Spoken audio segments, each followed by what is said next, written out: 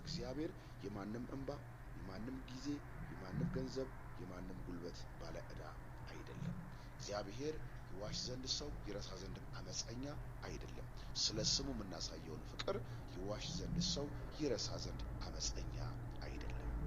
ስለዚህ ሁላችን በዚህ መንፈስ ሆነን በእግዚአብሔር አምላካችን ፊት ተግተን እንድንጸልይ በጌታ ፍቅር አበረታታችኋለሁ። ይህንን ደግሞ እያደረግን ስላለ ጌታን እጅግ አድርጌ አመሰግናለሁ። ጌታ የተመሰገነ ይሁን። ኢየሱስ ጌታ ነው።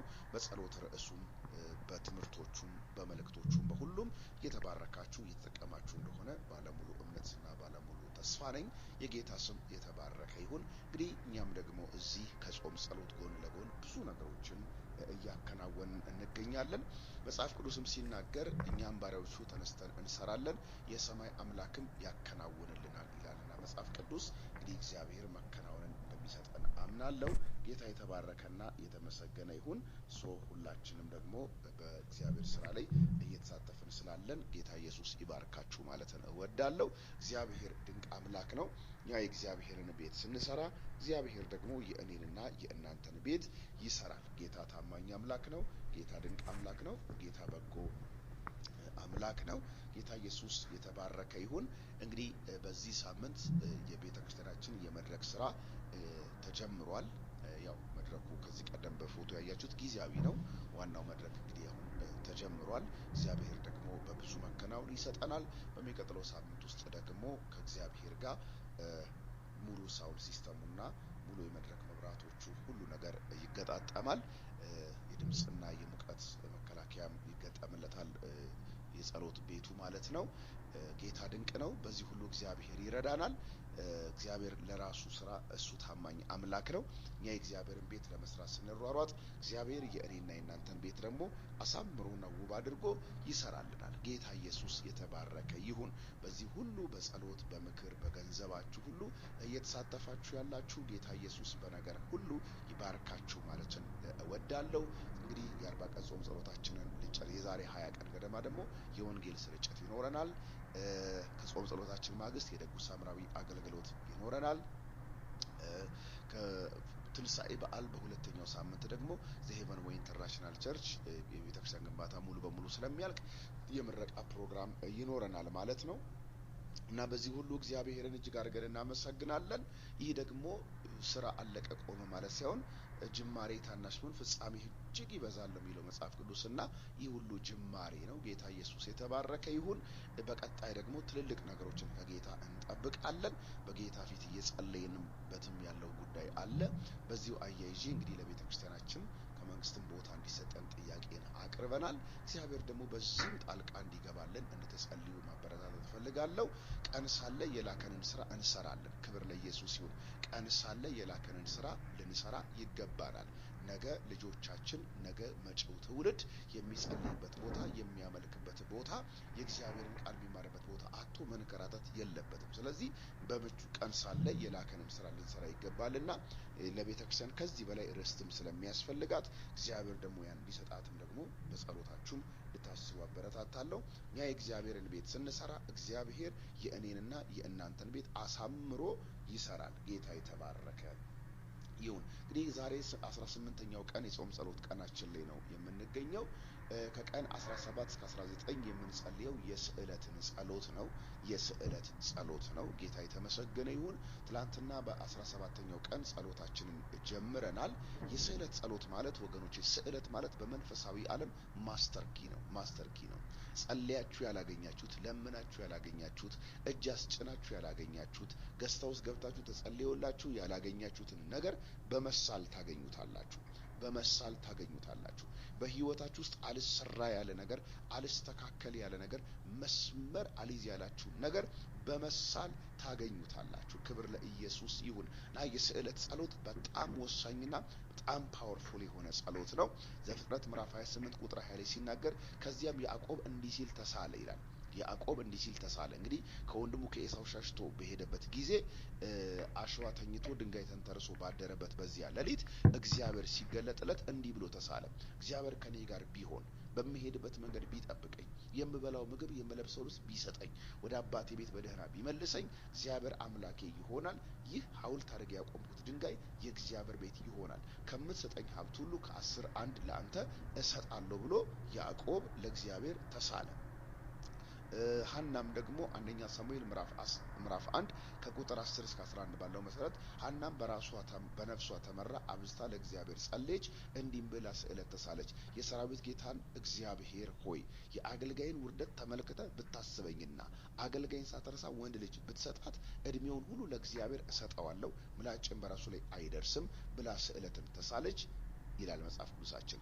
እግዚአብሔርም ደግሞ ጸሎቷን ሰማት። ኤሊ የእስራኤል አምላክ የለመንሽውን ይስጥሽ በሰላም ሂጂ አላት። ከዛ የሚገርማችሁ ሐና ጸነሰች፣ ወንድ ልጅ ወለደች። ከእግዚአብሔር ለምኜዋለሁ ስትል ስሙን ሳሙኤል አለችው ይልና ሳሙኤልን አምጥታ ለእግዚአብሔር ሰጠች። ከዛ በኋላ እግዚአብሔር ለሐና ሌሎች ወንዶችና ሴቶች ልጆችን ሰጣት ይላል መጽሐፍ ቅዱስ። ሌሎች ወንዶችና ሴቶች ልጆችን ሰጣት እና ሐና የሚገርማችሁ ማህፀኗ የተዘጋባት ሴት ነች። ግን ስዕለት ስትሳል ግን ያን ነገር አገኘችው። ወገኖቼ ገንዘባችሁ ያልሰጣችሁን ነገር፣ ቤተሰቦቻችሁ ያልሰጧችሁን ነገር፣ ጾም ጸሎት ገብታችሁ ኢቭን ያልሆነላችሁን ነገር፣ አገልጋይ እጅ ጭኖላችሁ ያልሆነ ነገር፣ በጣም የምትፈልጉት ነገር ግን አልሆን ያላችሁ ነገር ተሳሉበት። ስዕለት በመንፈሳዊ ዓለም ትልቅ ማስተር ቁልፍ ነው። ስለዚህ የስዕለት ጸሎት ትላንት ጸልየናል። ዛሬም የስዕለት ጸሎት ነው የምንጸልየው። ነገም በእግዚአብሔር ፊት እየተሳለን እንጸልያለን። ጌታ ኢየሱስ ይባረክ። እኛ እንደ ቤተ ክርስቲያን ተስለን እንጸልያለን፣ እንደ ግለሰብ ተስለን እንጸልያለን። እናንተም እየተሳላችሁ ትጸልያላችሁ። ከዚህ በተጨማሪ የዛሬ 2 ዓመት ያስተማርኩትን የስዕለት ትምህርት ከክፍል 1 እስከ ክፍል 8 ነው። በትላንትና 2 ክፍል 1 እና 2 3ን በቴሌግራም በዋትስአፕም አስተላልፌላችኋለሁ። አዳዲስ ሰዎች ከዚህ ቀደም የትምህርቱን ያልሰማችሁ ሰዎች ስሙት፣ በጣም ይጠቅማችኋል። በእውነቴን ነው የምነግራችሁ። ስዕለትን ከክፍል 1 እስከ ክፍል 3 አስተላልፌዋለሁ፣ ስሙት። በዛሬው ቀን ደግሞ ክፍል 4 5 6ን አስተላልፍላችኋለሁ። ዛሬ ደግሞ ክፍል 4 5 6ን አስተላልፍላችኋለሁ ከተወሰኑ ሰዓታቶች ቆይታ በኋላ። ነገ ደግሞ 7 እና 8ን እለቅላችኋለሁ ማለት ነው። ከዚህ ቀደም የሰማችሁም ደግማችሁ ስሙት። ምናልባት ያላስተዋላችሁትን ነገር በድጋሚ ታስተውሉታላችሁ። ምክንያቱም ክፍል 8 ድረስ ትምህርት ነው። ሁሉንም ነገር ትሸመዳላችሁ ማለት አይደለም። የረሳችሁትን ነገር፣ የዘነጋችሁትን ነገር ድጋሚ ታስተውሉታላችሁ። ኢየሱስ ጌታ ነው። ደግሞ በስዕለት ጉዳይ ብዙ ምስክርነት እየሰማው ነው። በጣም እርስ በርሳችሁም ተመሰካከሩ። ተስላችሁ ደግሞ እግዚአብሔር ትልቅ ነገር ያደረገላችሁ ሰዎችም ከ2 ደቂቃ ባልበለጠ አጭር ምስክርነት ላኩልኝ። የሌሎችን እምነት ሊፍታፕ እንዲያደርግ ሼር ስለምናደርገው ማለት ነው። በዚህ ሁኔታ እንድትጾሙ እንድትጸልዩ በጌታ ፍቅር አበረታታችኋለሁ። እግዚአብሔር ደግሞ ታላቅ ነገር በህይወታችሁ ላይ ያደርጋል። ጌታ የተመሰገነ ይሁን። ኢየሱስ ጌታ ነው። አሜን። በዚህ መንፈስ እንጸልያለን። አሁን ወደ እግዚአብሔር ቃል ወደ ትምህርቴ እገባና ከዛ ደግሞ ወደ ጸሎታችን ሄዳለን። ጌታ የተመሰገነ ይሁን። በጣም ደስ እያለኝ በጣም በተረጋጋ መንፈስ ነው የእግዚአብሔርን ቃል ማካፈላችሁ። ክብር ለኢየሱስ ክርስቶስ ይሁን። እናንተም ደግሞ እየተባረካላችሁ ስላለ በጣም ደስ እያለኝ ነው። ዕብራውያን ምዕራፍ 12 ከቁጥር 1 ጀምሮ በጌታ በኢየሱስ ስም አነብላችኋለሁ። ዕብራውያን ምዕራፍ 12 ከቁጥር 1 ጀምሮ እንግዲህ እነዚህን የመሳሰሉ ብዙ ምስክሮች እንደ ደመና በዙሪያችን ካሉልን ሸክም የሚሆንብንን ሁሉ በቀላሉም ተፍቶ የሚይዘን ኃጢአት አስወግደን በፊታችን ያለውን ሩጫ በጽናት እንሩጥ። የእምነታችን ጀማሪና ፍጹም አድራጊ የሆነውን ኢየሱስን እንመልከት። እርሱ በፊቱ ስላለው ደስታ መስቀሉን ታግሶ የመስቀሉን ውርደት ንቆ በእግዚአብሔር ዙፋን ቀኝ ተቀምጧል። እንግዲህ ዝላችሁ ተስፋ እንዳትቆርጡ ከኃጢአተኞች እንግዲህ ክብር ለኢየሱስ ክርስቶስ ይሁን። እንግዲህ ዝላችሁ ተስፋ እንዳትቆርጡ ከኃጢአተኞች የእምነታችን ጀማሪና ፍጹም አድራጊ የሆነውን ኢየሱስን እንመልከት። እርሱ በፊቱ ስላለው ደስታ መስቀሉን ታግሶ የመስቀሉን ውርደት ንቆ በእግዚአብሔር ዙፋን ቀኝ ተቀምጧል። እንግዲህ ዝላችሁ ተስፋ እንዳትቆርጡ ከኃጢአተኞች የደረሰበትን እንዲህ ያለውን ተቃውሞ የታገሰውን እርሱን አስቡ። ከኃጢአት ጋር ስትታገሉ ገና ደማችሁን እስከ ማፍሰስ ድረስ አልተቃወማችሁም። ልጆች እንደመሆናችሁ እንዲህ በማለት የተናገራችሁን ማበረታቻ ቃልም ረስታችኋል። ልጄ ሆይ የጌታን ቅጣት አታቃል፣ በሚገስጽም ጊዜ ተስፋ አትቁረጥ። ምክንያቱም ጌታ የሚወደውን ይገስጻል፣ እንደ ልጅ የሚቀበለውንም ይቀጣል። አሜን። ልጄ ሆይ የጌታን ቅጣት አታቃል፣ በሚገስጽም ጊዜ ተስፋ አትቁረጥ። ምክንያቱም ጌታ የሚወደውን ይገስጻል፣ እንደ ልጅ የሚቀበለውንም ይቀጣል ይላል። ክብር ለኢየሱስ ይሁን። ኤርሚያስ ምዕራፍ 31 ላይ በጌታ በኢየሱስ ስም አነብላችኋለሁ ከ18 ጀምሮ። የኤፍሬምን የሲቃን ጉርጉሮ በእርግጥ ሰምቻለሁ። እንዳልተገራው ይፈን ቀጣኸኝ፣ እኔም ተቀጣሁ። አንተ እግዚአብሔር አምላኬ ነህና መልሰኝ፣ እኔም እመለሳለሁ። ከአንተ ከራኩ በኋላ ተመልሼ ተጸጸትኩ። ባስተዋልኩም ጊዜ ጭኔን መታሁ። የወጣትነት ውርደቴን ተሸክሜያለሁና አፈርኩ፣ ቀለድኩ። ኤፍሬም የምወደው ደስ የምሰኝበት ልጅ አይደለምን? ብዙ ጊዜ ተቃውሜው ብናገርም መልሼ ስለ እርሱ አስባለሁ። አንጀቴ ይላወሳል፣ በታላቅ ርኅራኄም እራራለታለሁ ይላል እግዚአብሔር። ከዛ በኋላ ሉቃስ ወንጌል ምዕራፍ 15 ላይ እንመጣለን። ሉቃስ ወንጌል ምዕራፍ 15ን ከቁጥር 12 ጀምሮ ያለውን አነበዋለሁ። ልጁም አባቴ ሆይ በሰማይና በአንተ ፊት በድያለሁ፣ ከእንግዲህ ልጅ ተብዬ ልጠራ አይገባኝም አለው። አባቱ ግን አገልጋዮቹ እንዲህ አላቸው፣ ፈጥናችሁ ከሁሉ ምርጥ የሆነውን ልብስ አምጡና አልብሱት፣ ለጣቱ ቀለበት ለእግሩም ጫማ አድርጉለት።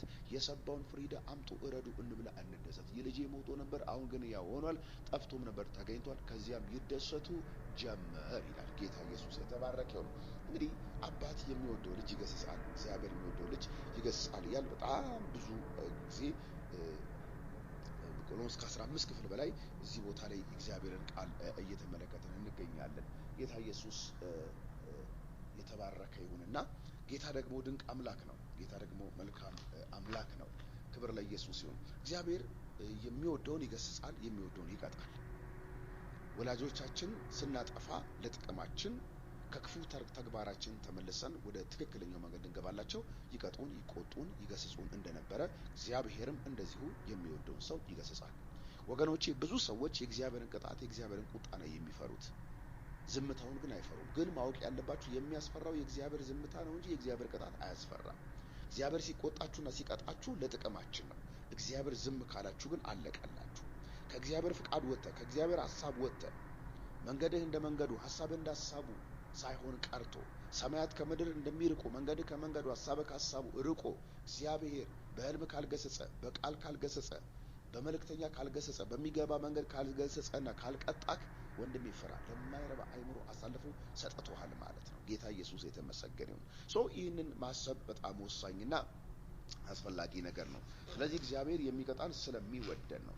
አንድ ሰው አጥፍቶ እግዚአብሔር ሲቀጣው ሲገስጸው ያ ሰው ለዛ ተግሳጽና ቁጣ ምላሽ ሰጥቶ ተጸጽቶ አስተውሎ ንስሐ ሲገባ እግዚአብሔር በዛ ሰው ሕይወት የሚያደርጋቸው ነገሮች እየተመለከትን ነው ያለነው። ልጁም አባቴ ሆይ በሰማይና በአንተ ፊት በድያለሁ፣ ከእንግዲህ ልጅ ተብዬ ልጠራ አይገባኝም አለው።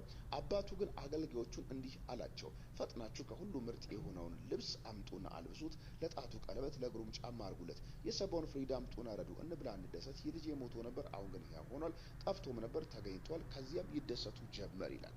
እንግዲህ ልክ ልጁ ሲመለስ የመጀመሪያ ከሁሉ ምርጥ ልብስ ጸጋ፣ ለጣቱ ቀለበት ኪዳን፣ ለእግሩ ጫማ ወንጌል፣ መንፈሳዊ አገልግሎትና ኃላፊነት፣ ከዛ የሰባ ፍሪዳ ምድራዊ በረከት። ወደ እግዚአብሔር ስትመለሱ ምድራዊ በረከት ወደ ሕይወታችሁ ይመጣል። ከዛስ እንብላ እንደሰት። እግዚአብሔር የሚሰጠን ምድራዊ በረከት ደግሞ መብላትና መደሰት መልመድ አለብን። እነዚህ ሁለት ቀኖች በጣም ትኩረት አድርጌ እየነገርኳቸው ያለሁት ነገር ይሄ ነው።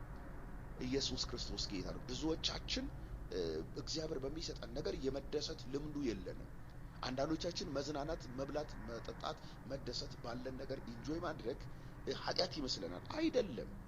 መክብብ መጽሐፍ ላይ ሲናገር አንድ ሰው 1000 ልጆች ቢኖሩት 100 ልጆች ቢኖሩት 1000 ዓመትን በምድር ላይ ቢኖር በሀብቱ ካልተደሰተና በአግባቡ ካልተቀበረ ከሱ ይልቅ ጭንጋፍ ይሻላል እላለሁ ይላል።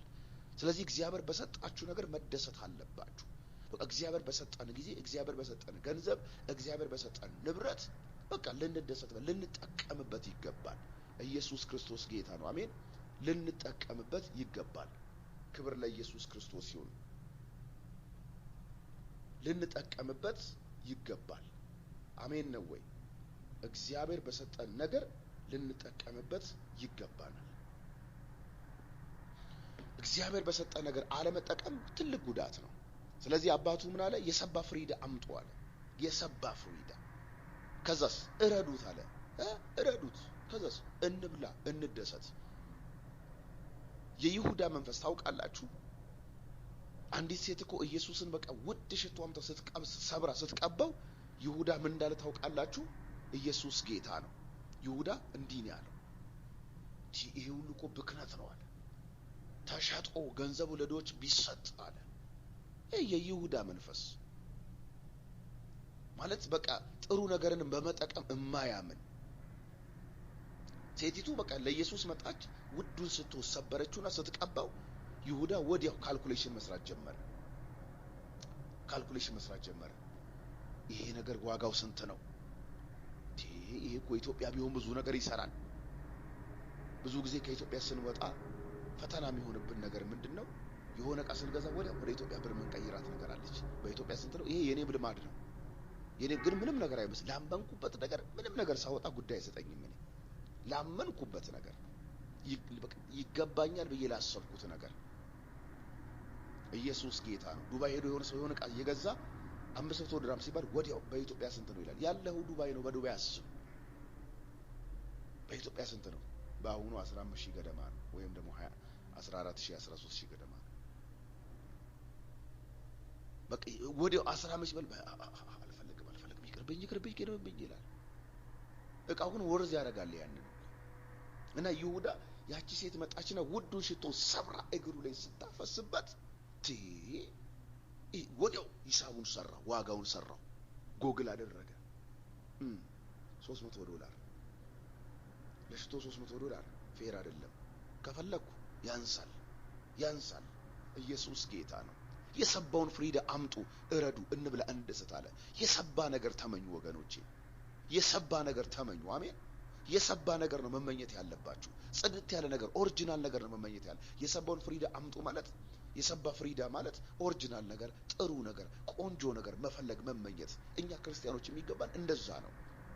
የአባት በእግዚአብሔር ነው የሚመሰለው፣ ልጁ ደግሞ በክርስቲያን ነው የሚመሰለው። እግዚአብሔር ሁሉ ጊዜ ለኛ የሰባ ነገር ነው እኮ ዊሽ የሚያደርግልን፣ የሰባ ነገር ነው የሚመኝልን። ለምነኝ አለው እኮ አሕዛብን ለርስት የምድር ዳርቻ ለግዛት እሰጥሃለሁ። እግዚአብሔር እኮ ለኛ ሁሌ ትልልቅ ነገር ነው የሚመኝልን። እኛ ነን እኮ አነስተኛና ጥቃቅን መንፈስ የሚዋጋን። እግዚአብሔር ይገስጸውና እግዚአብሔር ለኛ ሁሌ የሚያይልን ትልቅ ነው፣ የሚመኝልን ትልቅ ነው። እኛ ግን ሁሌ አነስተኛ ጥቃቅን ችርቻሮ መንፈስ በጌታ በኢየሱስ ስም የተገለበጠ ይሁን። ኢየሱስ ያድናል። በእምነታችን ልክ ነው እግዚአብሔር የሚያንቀሳቅሰን። ቆይ እስቲ አንድ ጥያቄ ልጠይቃችሁ። የሀብታም ልጅ ሀብታም ነው ወይስ ድሃ ነው? የሀብታም ልጅ ሀብታም ነው ወይስ ድሃ? የሀብታም ልጅ ሀብታም ነው። የድሃ ልጅ ድሃ ነው። አባታችን ደግሞ ባለጸጋ ነው። እግዚአብሔር ሀብታም ነው። ስለዚህ እኛ በቃ እንደዛ ነው ማሰብ መቻል ያለብን። እኛ የእግዚአብሔር ልጆች ነን። ወርቁ ብሩ በሺህ ተራራ ላይ ያለው እንስሳ በሙሉ የእግዚአብሔር ነው። ስለዚህ ሁሉ በእጁ ሁሉ በደጁ ነው። እግዚአብሔር የጎደለው ነገር የለም። ስንጠይቅ ለምን እንሳቀቃለን? ኤልሳች ሴት ምን አለት? ሂጂ መዝገብሽን ዋይ ዝጊ፣ ብዙ ማድጋ ሰብስቢ፣ አታሳንሺው አላት። አታሳንሺ። ቁጥ መንፈስ በጌታ በኢየሱስ ስም ይወጋ። በቃ አታሳንሺ። ትንሽዬ ነገር ሚጢጥዬ ነገር አትጠይቂ እኮ ነው ያላት። ይህ ትንንሽ ነገር የምትጠይቁ ሰዎች እግዚአብሔር ይፈውሳችሁ። ቤት ስጠይቁ እግዚአብሔር ሆይ አንድ ክፍል ቤት ብትሰጠኝ እንደው አንገቴን ማስገባበት ወደ ኢትዮጵያ። እሺ አንገትሽ ገባ፣ እግርሽ የት ሊቀመጥ ነው? ጫማዎች ሊቀመጥ ነው? ሌባ ይሰርቅብሻል። እንግዳ ሲመጣ የት ሊገባ ነው? ይቅርታ አድርጊልኝና አንድ ክፍል ቤት ከሆነ እኔ አልመጣም። ናና ቤቴን መረቅልኝ። አልመረቅም፣ እዛው ራስሽ መርቂ። ኢየሱስ ጌታን መጀመሪያ አስተካክልሽ መጠየቅ ነው። ምን አለ ባለ 5 መኝታ ቤት ጽድት ያለ ቪላ ስጠኝ ብትሉ፣ G+3 ስጠኝ ብትሉ። እኔ አሁን ለራሴ የጸለይኩትም የተሳልኩትም ለራሴ መኖሪያ ቤት ጀስት በራሴ አስቤ ግራውንድ +3 ቴራዝ ያለው ኢየሱስ ጌታ ነው። ጂም ያለው፣ ሳውና ያለው፣ ስቲም ያለው። አሜን ነው ወይ? ኢየሱስ ጌታ ነው። ማአት ቤድሩም ያለው፣ ቢሮ ያለው፣ የእንግዳ ማረፊያ ያለው፣ ፓርኪንግ ያለው፣ ግሪን ኤሪያ በቃ ዣካማ ሶፕራዲያና ማጋንዶ ኢየሱስ ጌታ። እና እድሜ ልኬን ኮንዶሚኒየም ላይ ተንጠልጥዬ እንዲያልቅ ነው የፈለከው? አልሰማም። በጌታ በኢየሱስ ስምና ስልጣን ደግሞ ይውልሲ እግዚአብሔር ደግሞ ያደርገዋል። በቃ ይሄ በቃ ጀስት በቃ እኔ የፈለኩት ይሄንን ነው። አንድ ክፍልም ብለው ይሰጠኛል። ግራውንድ +3 ቴራዝ ያለው፣ ጂም ያለው፣ ሳውና ያለው፣ ስቲም ያለው፣ ግሪን ኤሪያ ያለው፣ ቢሮ ያለው፣ እንግዳ ማረፊያዎች ያለው፣ 3-4 ሳሎን ያለው፣ ብዙ መኝታ ቤት ያለው፣ ስቶር ያለው። በቃ ይሄ ነው የኔ ጥያቄ። ፓርኪንግ ያለው፣ የራሱ ግቢ አፓርታማ ማለት የራሱ ግቢ፣ ከፍቼ መግባት ከፍቼ መውጣት ነው የምፈልገው። አሜን ነው ወይ? በቃ ይሄም ብዙ ነው እያልኳቸው አይደለም። በቃ ጀስት እኔ ይሄን ፈልጌያለሁ፣ ይበቃኛል እኔ።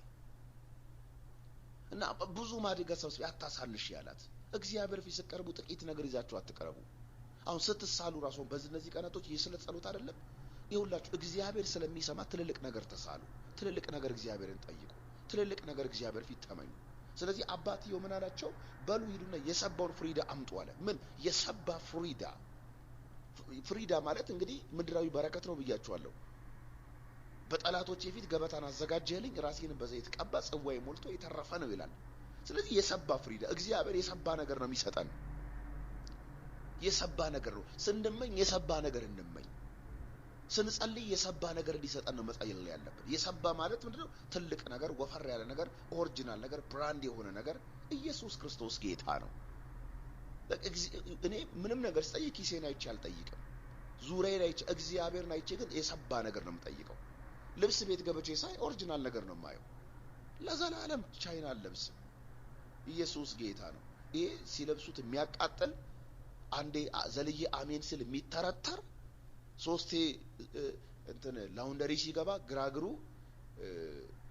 የሚያጥር አልፈልግም። ኢየሱስ ጌታ ነው። በአራተኛው ዙር ቀለሙ የሚለቅ አልፈልግም። እኔ አልፈልግም። የሰባ ነገር ነው ማዘው። በቃ ሳይም የሰባ ነገር ነው ማየው። ሁሌ መኪና ሳይ የሰባ መኪና ነው ማየው። ልብስ ሳይም የሰባ ልብስ ነው ማየው። ወደዚህ ነው የምነግራችሁ። ሞባይል ሳይም የሰባ ሞባይል ነው የማየው። ላፕቶፕ ሳይ የሰባ ላፕቶፕ ነው የማየው። አምቴልንጊው እንደ ኢየሱስ ያለ ማንም የለም። ለቸርች ዕቃ ሳይ የሰባ ነገር ነው ማየው። ኢየሱስ ጌታ ነው። ሰሞኑን ሙያተኞች ባለሙያዎች መጥተው ሳውንዶቹን ሴታፕ የሚሰሩ ላይቱ ምናምን ማን የመረጠል አሉኝ። ራሴ ከባድ ሰው ነው አሉኝ። እንዴት አልኳቸው። በጣም ገራሚ ዕቃ ነው የመረጥከው እና የሰባ ነው አልኳቸው። ምንድነው የሰባ? ላንተ አይገባህም። ኢየሱስ ጌታ ነው። ሻካ ቶራዲያስ ለሱ አይገባውም። ኤክራላ ባዲያ ለማይገባው አንዳንዴ በቃ የሰባ ነው አልኩት። አራብራራልኝ ፓስተር አለ። እንግዲህ አማኞች ናቸው። እኔ ሳይ ደህና ነገር ነው የማያወርኳቸው። ማድጋት ታሳንሱ ነው የሚለው። አነስተኛና ጥቃቅን መንፈስ አይመቸኝም። ችርቻሮ የጉልት መንፈስ አይመቸኝም። እኔ ኢየሱስ ጌታ ነው። አይ ጉልት፣ ችርቻሮ፣ አነስተኛና ጥቃቅን በማህበር መደራጀት ምናምን ችግርን ማስታመም አይመቸኝም። በቃ ለዘላለም ገልብጬዋለሁ። አታስታሚው ችግርሽን፣ አታስታመው ችግርህን። በጀቱ ከእግዚአብሔር ስለሆነ እሰስ። በጀቱ ከእግዚአብሔር ነው። ኢየሱስ ጌታ ነው። ስለዚህ እኔ በጀቱ ከእግዚአብሔር ስለሆነ ሁሌ እማየው ጽድት ያለ ነገር ነው። በጀቱ ከማን ነው? ከእግዚአብሔር ነው። ክብር ለኢየሱስ ይሁን። አንድ ጊዜ የሆነ ቦታ በቲም ሄደን በህብረት አገለገልንና ከዛ ካገለገልን በኋላ የጋበዘን ሰው የሆኑ ሰዎች ነበሩ። አንድ ባለሀብት ነበር፣ ስፖንሰር እኔ ነኝ አለ። በአገልግሎታችን በጣም ረካ። ከባድ የወንጌል ስርጭት ነበር የሰራው። ከባድ በጣም ኃይለኛ የወንጌል ስርጭት ሰርተን ተነቃነቀ። በጣም ደስ አሉና ባለሀብት ነው፣ አብሮን እየዞረ ይኸው አይሰብክም፣ ትራክት ይሰጣል፣ ደስ ይለዋል፣ ይዘላል፣ በቃ ሃሌሉያ ይላል። እና በጣም በወንጌል ስርጭቱ ተነካና ልክ በቃ ጸልየን ምግብ ልንበላ ስንቀመጥ አንድ ነገር ልንገራችሁ አለ። የፈለጋችሁትን እዘዙ አለ። የፈለጋችሁትን። በጣም ደስ ስላለኝ እኔ ነኝ ስፖንሰር። አንድ ሰው ከፈለገ 10 ምግብ ይብላል። የፈለጋችሁትን ብሏል። እሺ ኢየሱስ ጌታ ያለ ሰቀቀን ከፋይ እሱ ነው። ኢየሱስ ጌታ ከፋይ እሱ ነው። ከዛ መብላት የምፈልገው ነበር፣ ገንዘብ ስላልነበረኝ ያልበላሁት ምግብ። ክብር ለኢየሱስ ይሁን። መብላት የምፈልገው ምግብ ነበር፣ ገንዘብ ስላልነበረኝ ውድ ነበር። የመጀመሪያ ያዘዝኩት እሱ ነው። ለምን? ከፋይ እሱ ነው። ሻኩራ ዲያስ ከፋይ ማን ነው? ባለሀብቱ ነው። ያኔ እኔ ቺስታ ነኝ። ያኔ እኔ ምንም የለኝም። ገና ምድረ በዳ ያለመለመም በረሃዬ ወደ ኤደን ገነት አልተቀየረም ነበር። ምድረ በዳዬን ጌታ አላለመለመልኝም። የዛ ሰዓት በረሃዬንም ወደ ኤደን ገነት አልቀየረልኝም ነበር። ማለት ይኸው በቃ ታክሲም የለኝም፣ በእግሬ ነው የምሄደው። ልብስም የለኝም፣ ያለችኝን አጥቤ ተኩሼ ነው ደግሜ የምለብሳት። ስለዚህ ይለኛል የሆነ ጊዜ ላይ ኢየሱስ ጌታ ነው። አንድ ሱሪ ብቻ ስለነበረችኝ በሳምንት አንድ ቀን ነው ማጣት አጥቤ እስከ 6 ሰዓት ይዛቀን ከግቢ አልወጣም። እስክደር ቁጭ ብዬ እጠብቃታለሁ። ቁጭ ብዬ እጠብቃለሁ። አሁን ኢመርጀንሲ ራሱ እሳት አደጋ ቢመጣ ራሱ ያኔ አስቡት እንዴት ሆኜ ላመልጥ እችል እንደነበር። እግዚአብሔር ብዙ ነገሮችን አሳልፎናል። ኢየሱስ ጌታ ነው። እና አንድ ሱሪ ልጅ ተታጠባለች እስክትደርቅ ቁጭ ተብሎ ይጠበቃል። ሃሌሉያ። መዝሙሬን እየሰማው መጽሐፍ ቅዱሴን እያነበብኩ ልሳን እየተናገርኩኝ ትላለሁ። ግን አንድ ቀን ማረሰው ዝናብ ዘነበና ሳደር ቀረች እና የዛ ቀን ከቤት ሳልወጣ ቀረሁ። ቁጭ ብዬ በቃ መሄድበትም ነበረኝ ቀረሁ። ምን ነው ሲሉኝ ያው መቼም ሱሪ አጥቼ አይባልም አልተመቸኝም አልኩ። ክብር ለኢየሱስ ይሁንና ያኔ ምድረ በዳው ገና ሳይለመልም በረሃ ወደ ኤደን ገነት ሳይቀየር መብላት የምፈልገው ምግብ ነበር እና ግን ብር ስላልነበረኝ ያንንም አልበላም። በቃ የፈለጋችሁ ሲል ኦኬ እጄን አወጣው። እንትን አምጣልኝ። ከፋይ ማን ነው? እሱ ነው። እግዚአብሔር ነው ከፋይ። ኦርደር አድርግ አንተ። ባለጸጋ ነው እግዚአብሔር። እኔ ሰውየውን አምኜ ውድ ነው። የዛ ሰዓት ራሱ ምግቡ 90 ብር ነው ምናምን ነው የሚሸጠው። 90 ብር ነው። ያኔ 90 ብር ብዙ ነው። 2003 ዓመተ ምህረት ላይ በኢትዮጵያ ምናምን 90 ብር ብዙ ነው ወገኖች፣ ብዙ ብር ነው። ክብር ለኢየሱስ ይሁን። እጄን አውጥቼ አምኜ ሰውየውን የ90 ብሩን መፈለጋትን ምግብ ኦርደር ካደረግኩኝ እግዚአብሔርን አምነሽ ለምንድን ነው የሆነ ነገር ቃል ማታወጪው? ይኸው አንዳንዶቻችሁ ቃል መግዛት ስታስቡ ኪሳችሁን አቅማችሁ ምናምን ልንገራችሁ። እኔ ሄቨን ዌይ ቸርችን ስንገነባ እኛን ብናይ ኖሮ አንጀምርም። እግዚአብሔርን ስላየን የጀመርነው። ጌታ ትልቅ አምላክ ነው። እመኑት፣ እግዚአብሔር ይታመናል። የሚያኖርሽ እግዚአብሔር ነው። ስለዚህ ከፋይ ማን ነው? እግዚአብሔር ነው። እና እግዚአብሔር ስለሆነ ከፋዩ የሰባ ነገር ለምን አታዙ? የሰባ ነገር በቃ ተለቅለቅ ያለ ነገር እግዚአብሔር ደግሞ እንደ እምነታችሁ ያደርጋል። ወገኖቼ በኢየሱስ ክርስቶስም ተሳሉ። በእነዚህ ቀናቶች በቃ ትልልቅ ነገር፣ ወፍራም ነገር፣ የሰባ ነገር ነው መመኘት ያለብን። እኛስ ልብስ ለማየት ስንሄድ ሳልባጅ እናየው። እግዚአብሔር ይውጋው በኢየሱስ ስም። እኔ እንኳን አላይም፣ ይቅርታ አድርጉልኝ፣ አላይም። ቦንዳ አስፈትቼ ሰልባሽ አልለብስም። ድሮ የለበስኩት ይበቃኛል። ይሄን ከገለበጥኩት ቆይቻለሁ። ኢየሱስ ጌታ ነው። መኪናም ሳይ የሰባ በቃ የሆነ ነገር የሰባ አሜን ነው። የሰባ ነገር የሰባውን ፍሪዳ አምጡ ነው የሚለው መጽሐፍ ቅዱስ። ከፋይ እግዚአብሔር ነው። በምትኖሩበት ሀገር በቃ ስታስቡ ልብስ ታስቡ የሰባ ነገር። የሰባ ማለት ኦሪጂናል ልብስ፣ ብራንድ ልብስ፣ ቆንጆ የሚያምር ልብስ። እንዴ ከለበሽ አይቀር ይመረብሽ እንጂ፣ ከለበስክ አይቀር ይመረብህ እንጂ፣ ፏ ብልጭ በል እንጂ፣ ከነዳሽ አይቀር ጽድት ያለ ነገር ነጂ እንጂ፣ ከኖርሽ አይቀር ደህና ቤት ውስጥ ኑሪ እንጂ። ኢየሱስ ጌታ ነው። ምን ነው ፓስተር ያለ ሰሞኑን እንደው ስለ ምድራዊ ነው በደንብ አድርግ ያወራለሁ። እኔ ሀገሬ በሰማይ ነው፣ ማናገሩ በሰማይ ያልሆነ አለ። እንዲህ እያልንማ አንሸወድም። በምድር እስካለንም ደግሞ ዝንጥ ብለን ተመችቶ ልንኖር ይገባናል። አሜን ነው ወይ? ጴጥሮስ ትርፋችን ምንድነው ሁሉን ጥለን ተከተልን ሲለው በምድር 100 እጥፍ በሰማይ የዘላለም ሕይወት ብሏልና። ስለዚህ አባት የሰባውን ፍሪዳ አምጡ አለ። እግዚአብሔር ሁሉ ጊዜ ለኛ የሚያይልን የሰባ ነገር ነው። አንዳንዴ እኮ እግዚአብሔር ያየልንና እኛ የምናስበው የሚመጣጠን ራሱ አይመስለኝም። እኛ ትምህርታችንን እያየን፣ አቅማችንን እያየን፣ ቤተሰቦቻችንን እያየን፣ አስተዳደጋችንን እያየን ጥቂት ነገር ነው የምናየው። እግዚአብሔር ግን የሰባ ነገር ነው። ሻካቶ ራዲያስ ምን ያለ የሰባ ነገር። የሰባውን ፍሪዳ አምጡ አለ። በኢየሱስ ስም የሰባ ፍሪዳ ወደ አንተ ይምጣ። በኢየሱስ ስም የሰባ ፍሪዳ ወደ አንቺ ይምጣ። በኢየሱስ ስም የሰባ ፍሪዳ ወደ እናንተ ይምጣ። ወገኖች እኛ እኮ የሰባ ፍሪዳ ወደ ህይወታችን ቢመጣ ወንጌልም ለመስራት እኮ ይቀለናል። እኛ እኮ በምድራዊ ነገር እኮ ብንባረክ ወንጌልን እኮ በደንብ አድርገን እኮ እንሰራለን እኮ። ብዙዎቻችሁ እኮ እግዚአብሔርን ማገልገል እየፈለጋችሁ፣ ለእግዚአብሔር መንግስት በጣም መዘርጋት እየፈለጋችሁ ገንዘባችሁ የሰባ አይደለም፣ ሀብታችሁ የሰባ አይደለም። የሆነች ትንሽ ነገር ስለምትሆንባችሁ እኮ ነው አቅም የምታጡት። ክብር ለኢየሱስ ይሁን። አሜን ነው። 10 ሺህ የምትሰጡት እኮ ለወንጌል ስርጭት ስላላችሁ እኮ አይደለም፣ ያላችሁ ስለሌላችሁ ነው እኮ። ጥቂት ስለሆነው እግዚአብሔር ይባርካችሁ። ከጉለታችሁ መስጠት 10 ሚሊዮን ዶላር ግን ቢኖራችሁ እኮ በዚህኛው ዙር ለወንጌል ስርጭት $50,000 መድብ ያለው ብላችሁ በቃ ዓለምን ታስደነግጡታላችሁ። ሌላ ሰው መጠየቅም አያስፈልግም። እንዲህ እንድትሆኑ ነው የምፈልገው። የሰባ ፍሪዳ፣ የሰባ ገንዘብ፣ የሰባ ሀብት፣ የሰባ ነገር እግዚአብሔር በኢየሱስ ስም ይስጥ። እግዚአብሔር በኢየሱስ ስም ይስጥሽ። እግዚአብሔር በኢየሱስ ስም ይስጠን። ስለዚህ ስንመለስ እግዚአብሔር የሰባ ፍሪዳ ወደ ህይወታችን ምድራዊ በረከትን ያመጣል። እና እኛም ስንፈልግ ስንመኝ የሰባ ነገር እንመኝ። አሜን ነው ወይ? የሆነ የኮሰመነ የከሳ ነገር፣ የኮሰመነ የከሳ ማለት ፌክ የሆነ ነገር፣ ግንጠር የሆነ ነገር፣ ሃይ ኮፒ። አሁን ደግሞ ሰው ስልክ ሊገዛ ሄዶ ሃይ ኮፒ ይገዛል። ሃይ ኮፒ ማለት የለደ የኮሰመነ ነው፣ የከሳ ነው። ኦሪጂናሉ ደግሞ የሰባ ነው። በቃ ከፋይ እግዚአብሔር ስለሆነ ኦሪጂናል ተመኝ። በጌታ በኢየሱስ ስም ኦሪጂናሉን እገዛለሁ፣ በጌታ በኢየሱስ ስም እንዲያደርጋለሁ ብላችሁ ጽድት ያለ ነገር መመኘት በጣም ወሳኝ አስፈላጊ ነው። ከዛስ እንብላ እንደሰት። ከዛ እግዚአብሔር በሚሰጠን ነገር ደግሞ መጠቀምና መደሰትን መልመድ አለብን። መጽሐፍ ቅዱሳዊ ነው። ይሄ ኃጢአት አይደለም። እግዚአብሔር በሚሰጠን ነገር መጠቀምና መደሰት። አሜን። ቆንጆ ሰዓት በማድረግ ኃጢአት አይደለም። ወርቅ ቢቻል አልማዝ መልበስ ኃጢአት አይደለም፣ አይደለም። ክብር ለኢየሱስ ይሁን። ኃጢአት አይደለም። ቆንጆ መኪና መንዳት ኃጢአት አይደለም። ጽድት ያለ ትልቅ ቤት መኖር ኃጢአት አይደለም። እንብላ እንደሰት፣ በልቶ መደሰት ነው። ማንም ሰው መቼም ዳይመንድ አድርጎ የሚያለቅስ የለም። ማንም ሰው ወርቅ አንጠልጥሎ የሚያለቅስ የለም። ማንም ሰው ቆንጆ መኪና ገዝቶ የሚያለቅስ የለም። ማንም ሰው ቆንጆ መኖሪያ ቤት ኖሮት የሚያለቅስ ጌታ ወይ ምን አድርጌ ነው ይሄን ለኔ የሰጠኝ የሚል ሰው የለም። እንብላ ይደሰታል እንጂ ሻላዲያስ እኔ በጌታ ነው ደስ የሚለኝ። ኦፍ ኮርስ እኔ በጌታ ደስ የሚለኝ ግን በመኪናዬም ደስ ይለኛል። እግዚአብሔር ይመስገን። ዝናብ ሰዓት ላይ ምናምን ዝናብ ሳይመጣኝ ሙቀቴን ከፍቼ መዝሙሬን እየሰማሁ ሲሄድ ጌታ ሆይ ስም ይባረክ እላለሁ። ደስ ይለኛል። አሜን ነው ወይ? ኢየሱስ ጌታ ነው። አዎ በቸርቼ ደስ ይለኛል። ገና ቸርች ግቢ ስገባ ሳቅ ነው የሚለኝ እኔ። ምክንያቱም አከራይ የለብንም።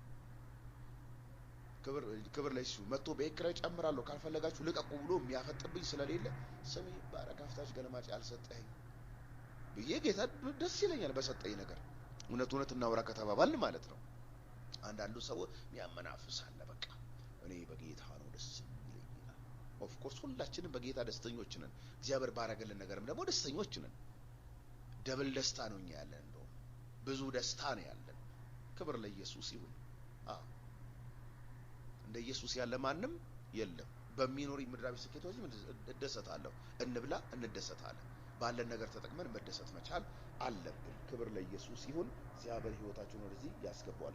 የሰባውን ፍሪዳ አምጡና እረዱ አለ። እንብላ እንደሰት፣ እንልበስ እንደሰት። በቃ ቫኬሽን እንሂድ እንደሰት።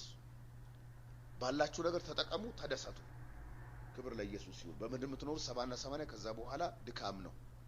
አሜን ነው ወይ? እላይ የሌሉ እዚህ ያሉ ነገሮች አሉ። ክብር ለጌታ ይሁን።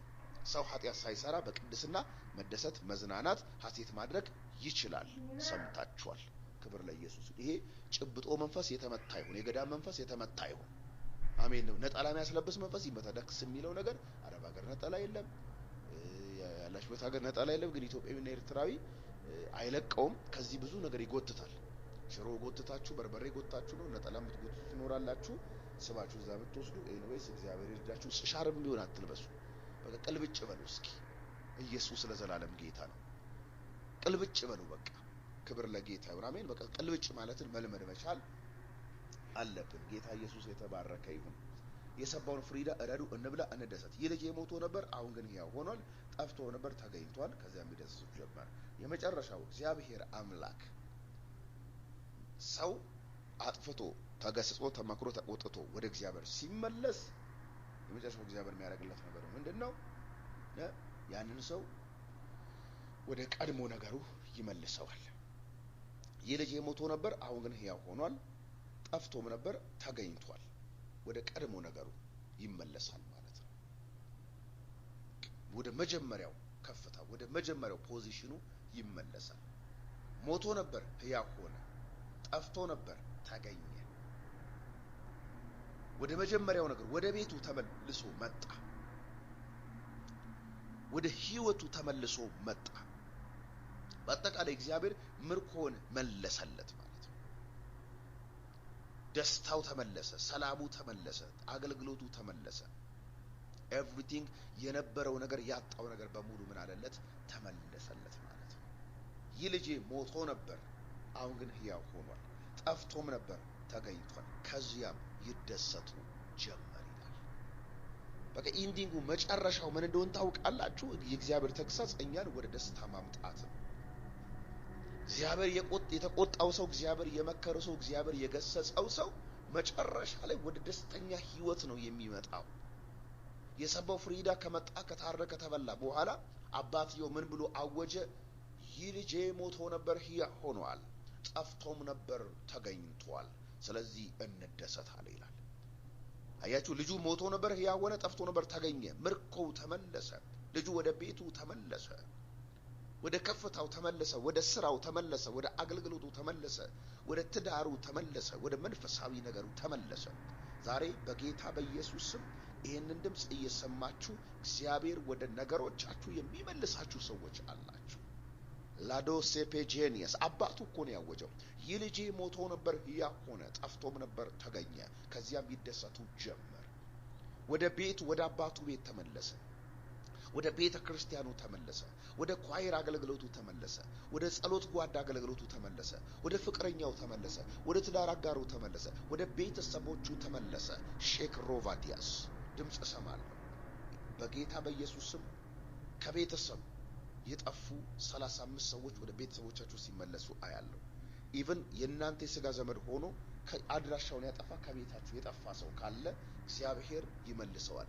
ልክ የጠፋው ልጅ ወደ ልቡ ሲመለስ ወደ አባቱ ቤት ተመልሶ እንደመጣ እግዚአብሔር እንዲህ ይለኛል፣ ብዙዎቻችሁ ምርኮ ይመለሳል። በቃ ምርኮ ይመለሳል። ወደ 35 ሰዎች ይሄ መልእክት የሚመለከታችሁ በኢየሱስ ስምና ስልጣን አያለው። እግዚአብሔር አምላክ በኢየሱስ ስምና ስልጣን የጠፋው ልጅ ወደ አባቱ ቤት እንደተመለሰ እህቶቻችሁ፣ ወንድሞቻችሁ፣ አክስት፣ አጎት፣ የአክስቱ አጎት ልጆች ምናምን ሰይጣን ያጠፋቸው ድምጻቸው የጠፋ በኢየሱስ ስም ይመለሳል።